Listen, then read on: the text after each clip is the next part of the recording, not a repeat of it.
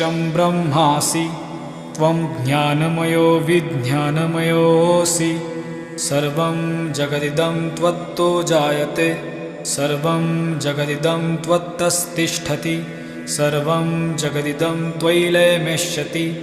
सर्वं जगदिदं त्वयि प्रत्येति त्वं भूमिरापो नलो निलो नभः त्वं चत्वारि वाक्पदानि त्वं गुणत्रयातीतः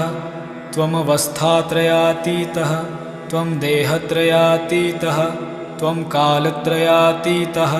त्वं मूलाधारस्थितोऽसि नित्यं त्वं शक्तित्रयात्मकः त्वां योगिनो ध्यायन्ति नित्यं